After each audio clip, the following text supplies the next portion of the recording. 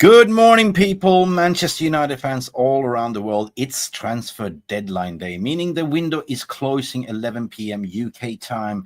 And what in earth is going on with Man United? We signed Patrick Dogo, a left back. We signed another centre back, a young prospect from Arsenal, Aiden Heaven. But also there have been reports regarding MATHYS TEL, who we can really not tell if he's coming or not, because in the instance after the game, we got reports saying that it is nailed on, and then we got another contradictory report saying that it's broken down negotiations. What is that all about? But there's still a chance, as this was reported by Florian Plettenberg and Fabrice Hawkins. But then we were waiting what Fabrizo Roman was going to say and what David Ornstein is saying. Guys, this is the transfer bomber.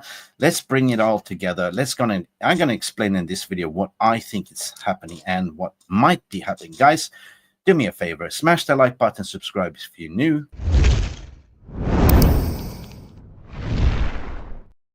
And let's jump right into this morning's show, shall we? And Garnacho! Has the Premier League ever been more challenging? Will you be in the dugout at Old Trafford on Sunday? I will be here. Definitely. Okay, let's go. Okay, let's go. And that's what we didn't do yesterday against Crystal Palace. What a carnage. How do you feel to be a Man United fan today? And what do you expect to be happening by the end of the transfer window? Will MATHYS TEL become a Man United player? This is what we're going to discuss today. Of course, a lot of you take cover, like, mini of me always do like this. I don't really like this, but anyway.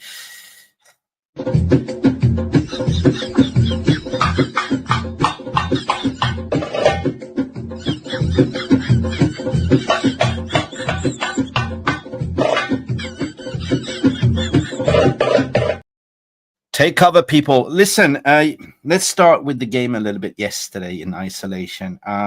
Ruben Amorim lined up without a striker. I was instantly thinking, why? You look at Xerxes and Højlund only scored 5 goals between themselves in the entire Premier League. And was it Ruben Amorim trying to send a message to the board to say, give me a striker ASAP? We've seen this script before, if you remember. Jose Mourinho did that with Scott McTominay when he wanted a centre-back. So he played Scott McTominay as a centre-back, yeah? Post-match interview, he's also said that, mentioning that it's not good enough, we're not scoring goals. And we know that MATHYS TEL is one of our prime targets. There was numerous reports saying that, Eric Bailey, what's his name? Not Eric Bailey, but Leon Bailey from Aston Villa was one of the targets that Man United was considering, but that was also debunked that it was not the truth. And also Christopher, Nkunku from Chelsea, there's nothing in between, according to Fabrizo Roman, to say that there is no talks. Chelsea are not willing to sell him. They want to keep him. So that leaves us with MATHYS TEL. MATHYS TEL, who waved goodbye to the Bayern Munich fans, who was told by Bayern that you are free to go on a loan. But what really happened here, guys, between the lines, if I may say so, and what I've been hearing, is that Spurs spoiled the party. Spurs came in and splashed the cash on 60 million, which gave Bayern a little bit of a bloody tooth. Remember, January window is all about, the buyer's market. Sellers often dictate what's going on, and, it's very hard to do business. But as soon as they saw the dollar signs or the euro signs, what happened is that, United went in and spoke to the player. Player agreed. Player wanted to come to Man United. They had advanced talks with Bayern, and Bayern is playing games and say, no, we want a permanent sales or a loan with an obligation to buy. According to news that came out yesterday, of course, Plettenberg was tweeting after the game that this is advanced, this is going to happen, this is a loan. And then 1 hour later to say that it's broken down totally. What do we believe?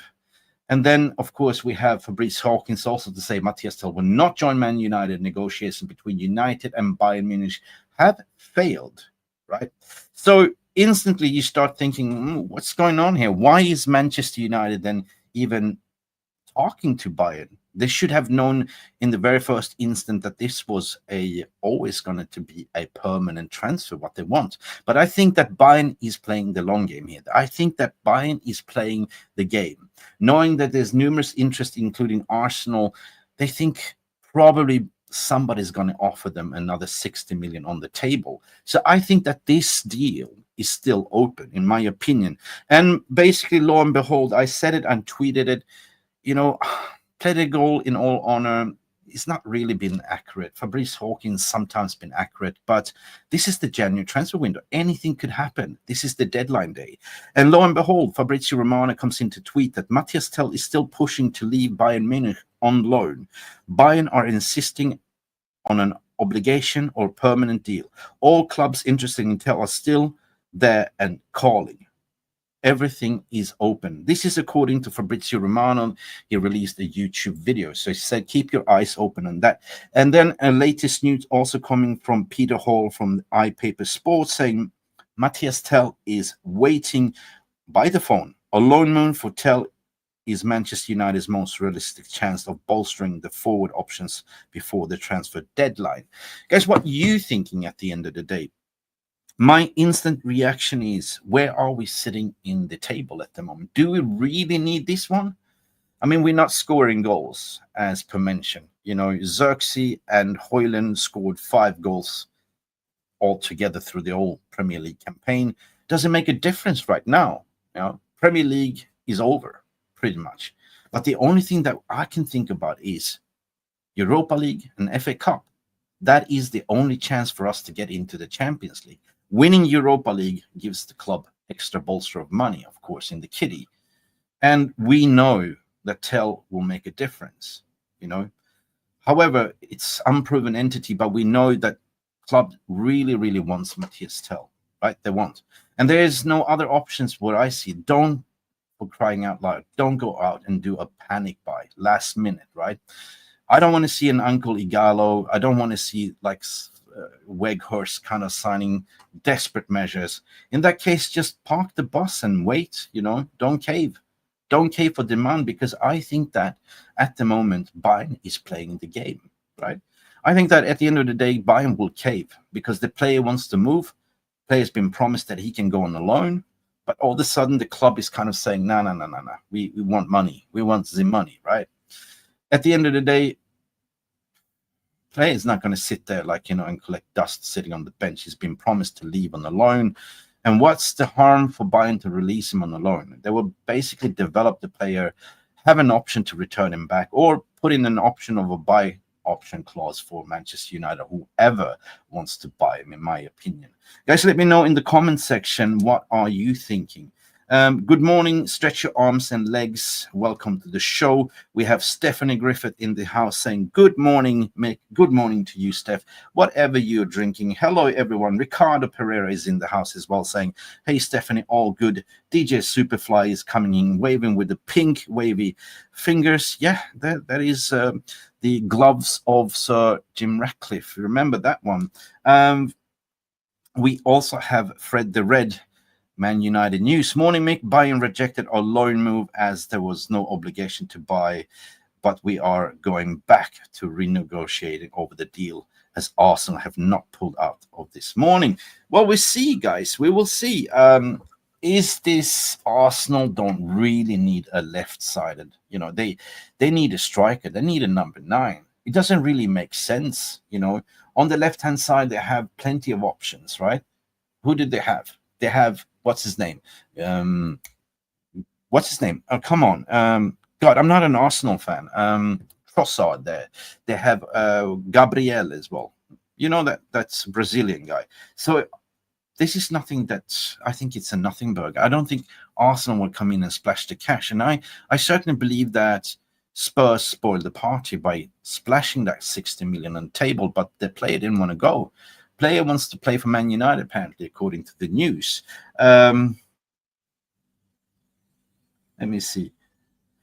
Let me see what you guys are saying. Phil, Fred, good. We don't want anyone Chelsea rejects. No, and in speaking to Nkunku as well, like, you know, there was a link for Man United to go for Nkunku, the balloon blower. You know what? But that was debunked that that's never going to happen, right? So I don't see any other option. Either it's tell or nothing, right? You can't kiss and tell, jokes aside. In that case, if I look at from my perspective, people, I would say that I did a tweet about it yesterday. If we don't get tell, then just park the bus and just do nothing. Just look at the academy players, the under 21s. At least they cannot be that bad. You have Tito Obi Martin. You have plenty of players that can step up and play the striker role, right? You know, because the Premier League is gone. But the only thing concerned that I'm seeing, like, okay, we want to advance forward in the last round of 16 Europa League. We want to potentially win Europa League, and therefore we need firepower. Yesterday was a testament where I said that Ruben Amorim kind of deliberately, in my opinion, played no strikers and played Kobe Mainoo as a number 9. That was kind of a clearer message to say, I need firepower. I really need. That's just my conspiracy theory, but it didn't work. It did not work whatsoever. Of course, Man United was kind of the better team in possession, but we were not clinical enough. Oliver Glasner came up with a plan, set up the team beautiful, well-drilled defensively, and on transition, they were clinical and scored goals. This is not what we are doing. We are fumbling in the final third. We don't really know how to find each other. There's no creativity whatsoever. Now, I was looking at Patrick Dorgo and, you know, Haven sitting there in the stands thinking, what the hell did we sign up for? But certainly, if we get in a Patrick Dorgo playing on the left and also MATHYS TEL, we will be definitely cooking, in my opinion. Almac, what you're saying here, big up Almac. Spurs inflated the market price of MATHYS TEL 100%, man. Do we really want to pay 50 million for an unproven prospect? No, we don't, right? Should we hold the money and get a proven performance in the summer? 100%. And this is kind of you stealing my thought process there as well. Like, you know, we should go for the striker that we really, really want in the summer window, right? And that is why I believe that we are going for a loan, just a temporary to pay, you know, to sort ourselves out to the summer window, right? That's what I believe Man United's intent are, with an option to buy, not an obligation to buy. So I see that, you know, Bayern is playing the hardball. They are kind of pissed that we kind of screwed them over for Matthijs de Ligt and Mazraoui for that cheap deal. So we will see. We will see. For me, anything could happen, right? The ball is around and anything can happen. This is the January window. I don't believe that what Pletigol was saying, that everything is broken down, because at the end of the day, Fabrizo Roman is the GOAT that you listen to. He said anything could happen. The deal is still on, right? So yeah, 100% that Spurs came in and spoiled the party by throwing in the money there. And yeah, we will see. We will see. Will Bayern cave at the end of the day? It comes down to the player and his agents to put pressure. I mean, basically, you was told that you're allowed to leave, right? You can go on a loan. And that's why he did the laps of honor celebrating, saying goodbye to the fans. And then imagine all of a sudden, nah, we're not going to let you go. We want the money, Labovsky. So it needs to come down for Tel and his agent to push for the loan move. And apparently he said he wants. He's sitting there by the phone, waiting. Big up Dark Crowd. Good morning. Mick Amorim can't be doing his experiments and sending messages to the owners while at the cost of losing points and taking us to relegation battle. We are being embarrassed. Bro, I am beyond emotional attached at the moment. We lost so many games at Old Trafford. I'm tired of saying this, but I was kind of the first one to say amongst all the Man United channels that, you know, by appointing Ruben and sacking Ten Hag 9 games into the Premier League season, Ineos wrote off the season. They should have known that appointing Ruben, meaning that it's a total different style of play, 3 in the back. But at the end of the day, I think that Ineos is kind of a forefront for the Glazers. They're still calling the shot. They are the contractors, the janitors to clean out the mess what the Glazers created. And the whole January window, in my opinion, was never to get players in. It was gaslighting the fan base to say, we are linked to this player, that player, we're going to do this and that. But on the back flip side of everything in this January window was trying to get rid of the high earners. get them out of the club. They forced Marcus Rashford out of the club. They tried to force out Casemiro on 350k a week. They cannot really force up Luke Shaw because he was sitting in the hospital bed, like, you know. But as soon as we signed, you know, Patrick Dorgo, he was back in training, right? Mason Mount on the sickness bed as well, 250k a week. So this was always the case. Anthony Dos Santos on loan. This was always the case in the January window to get these players out of the door. Because I think that the long-term vision for the Ineos project, the Vantage project, is to not play anyone over 250k a week. Set a wage cap, right? And there, I think that if you look at the overall transfer strategy, is to buy unproven players. It's kind of a little bit of a Brighton project experiment, what they're doing. And of course, you're not going to go and sign the clear and obvious, what we used to do. We spent 1 billion in the transfer market and nothing to show for. Yeah. But it also sort of kind of resonates in my mouth and my thought that when Omar Barada came out with the statement and said we are looking to challenging in 2028, and then you're looking at why are we buying 19 years old, 20 years old? We need a mix of experienced, ready-made players. So that kind of gives me an indication that we are becoming a little bit of a feeder club, an experiment like a Brighton project. It could backfire, but it can also be successful. So there's no joke when Omar Barada comes out to say that we are looking to challenge in 2028. That's 3 years from now. That's 3 years from now. But right here, we have a manager that demands players. You know, it's been one long pre-season for him, trying to experiment, Dark Crow. You know what I mean? And lo and behold, I think it's been good because it's kind of exposing certain players that don't fit into the system. They're not really running enough. I mean, it's been shambolic, right? We still have a core basis, but there's certain place that needs to go. And I think that this has been the prime objective of this transfer window. If you know, you know. You know, let me know what you think. I mean, this is my thought process at the end of the day, just sharing with the community. Fred is saying, I'm glad we got Heaven in. He's perfect to cover Martinez after yesterday's injury. I just hope it's not too much pressure too soon for Heaven as well. Mate, I am absolutely shattered over the news of Martinez, right? It happened last year as well, the same knee. Martinez played 2-3 games. He was showing like the best of Martinez. And yesterday again, like, and his inform Martinez goes down. His studs was caught in the grass, and it's the same knee he's holding. That looks like nasty. And I think it's an ACL. We're looking at 6 months. He's 27 years of age. You know how hard it is to recover. If this is the second knee injury, I don't think we will see the same Licha ever again. It is absolutely heartbreaking. And you know when you see Licha on the stretcher in tears crying that he's serious, right? Licha as a warrior never sort of lays down on the ground. He's the warrior. If he gets a knock, he gets up again. But this looked very serious in my opinion.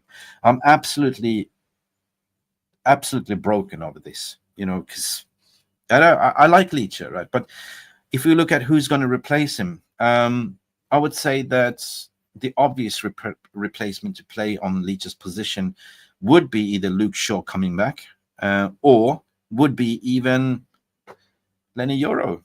Because as soon as Licha went out, Lenny Euro played in his position. And Lenny Euro, still young, raw, but he still got that pace. He still can carry the ball, and he can play on the left-sided. So anyway, absolutely crazy what happened yesterday. It's been a lot of things going on in the club at the moment, but you know what? It is what it is. Kings in the house saying there is no option we have to buy. Well, depends on Kings. We will follow this very, very closely. Like, you know, I believe that most people will be glued to the screens, checking Twitter, checking news. What will be the latest development? I don't think we will do any more business. There's some links reporting that we might go for a cheap midfield option. But I think it's Tel or nothing. I certainly believe. I don't think that we will go for another striker option or an inverted winger, or I don't know. Tel seems to be the one that we want. He fits the bill. He fits the profile, 19 years of age. And of course, Man United needs to come back to say, well, we will loan him with an option to buy or an obligation to buy. What would be the price at the end of the day? Is Tel the prime target of them? I think the Gyökeres or Osimhen will be the summer transfer window signing that we are looking at. So 100%. If we can't get this over the line, just play with what you got, you know, promote some youth academy players. I mean, they can't be worse that we already have, right? I mean, I'm not saying to burn down, like, you know, the likes of Chido Martin, but he looks ready, right? The Premier League is gone anyway. We cannot catch top 4, needed top 6. The only thing that we can sort of make a dent is in Europa League and FA Cup. That's my honest opinion, right? Like and subscribe, people. Yes, please. Yeah, King is continued to say what to do. There is no good striker. He should try something. Yeah, 100%, mate. You know, what are the options out there? Nothing, right? Are they gaslighting us to say, oh, well, we tried? You know what I mean? Like Daniel Levy did with throwing that 60 million euro and never speaking to the player. At least we have spoken to the players' camp and activated. He wants to come, right? He wants to get minutes, and definitely he will get minutes. But if it goes to Arsenal, he will not get minutes. That's the thing, because that space has already been occupied already by Martinelli, by Trossard, right?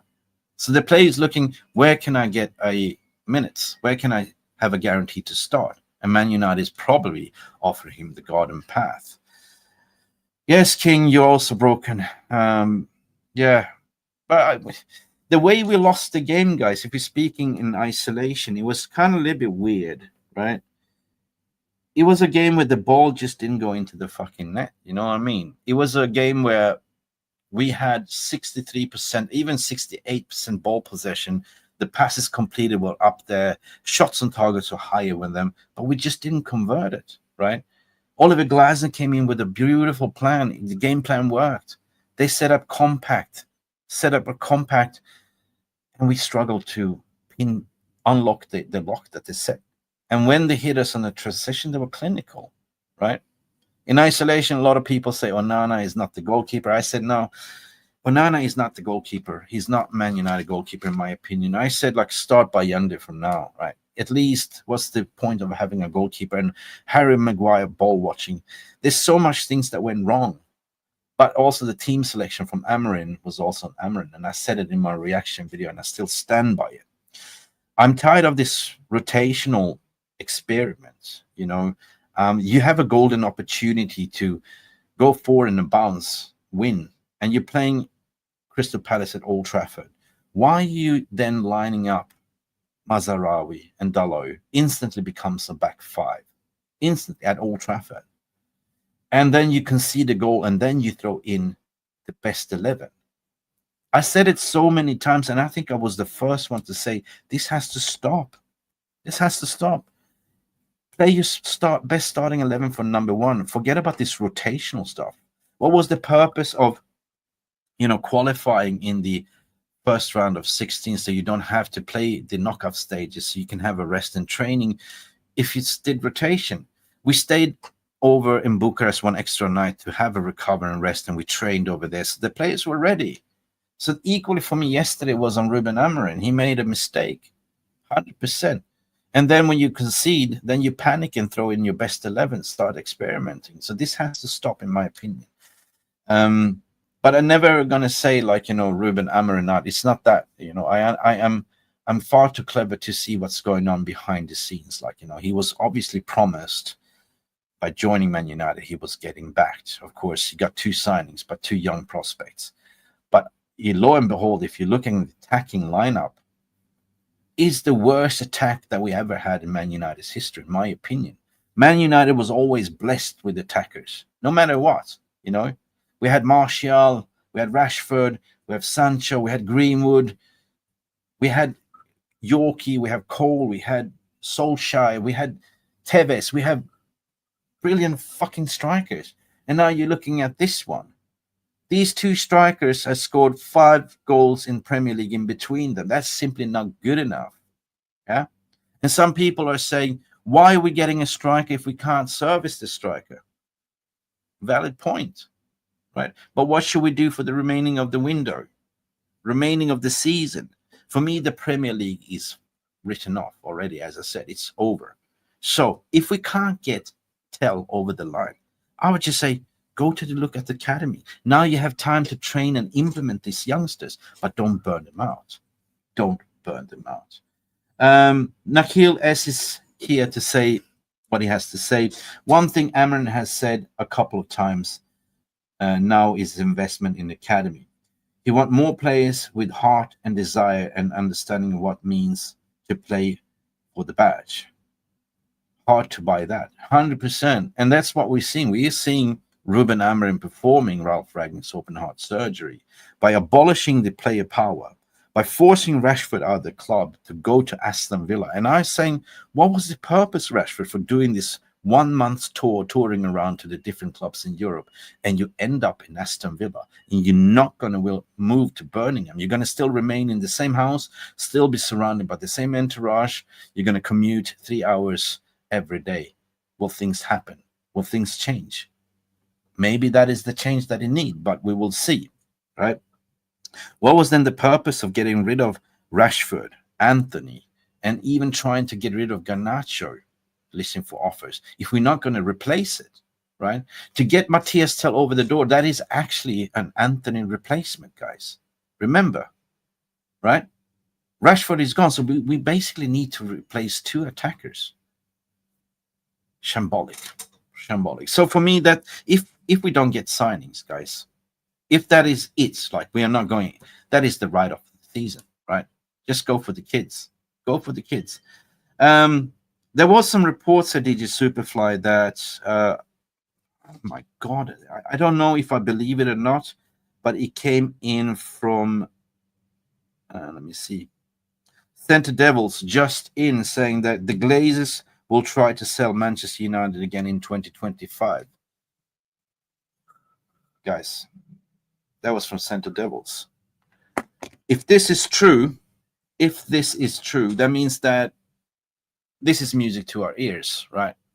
As I said, they made a deal with Ratcliffe to get 27%. They appointed them as contractors, as janitors, to fix up the financial mess, and they've been doing so. We've seen evidential what the Ineos regime has been doing, right? Cutting down the wage bill, cutting down the cost, firing staff, fixing up what Glazers did in the first place. So the Glazers are still sitting in the background seat and just smiling and laughing because, hey, nobody's calling them out anymore, right? All the focus is now on Ineos and Sir Jim Ratcliffe, what he's doing, right? Sir Jim Ratcliffe is not the owner of the club. So if you look at this story that came out from Centre Devils, that means that Glazers are not making one single penny out of this. They are not. They received the money, 1.7 million from the Glazers, that went straight into the pocket. If Sir Jim Ratcliffe was clever enough to say, okay, take at least half of that money and put it back into the club so we don't have this fucking mess anymore. No, but they didn't. So equally guilty, right? They just took the money, put it in the pocket. And if they are selling up, fantastic, because they're not taking dividends. They're not making one single penny. And the way it's going, there's not going to be a Super League whatsoever. So why are they clinging on? So for me, if they're going to sell it again, it opens up for other bidders to come in. But the market price will be $33 per share. They made sure of that. And Sir Jim Ratcliffe has a first refusal to say, well, I'm willing to buy the remaining of the share. But in terms of Ineos and the sporting project, they've never been successful. Take Nice as an example, right? The best in class. My ass, the best in class. Shambolic is that they appointed a sporting director that they said, yeah, he's the best in class. Shambolic that they gave Erik ten Hag the extension. Shambolic that they had to fire Ten Hag and fire the sporting director, which cost the club around 34 to 40 million pounds. That money could have gone into the January window to back Ruben. But this is what it is, guys.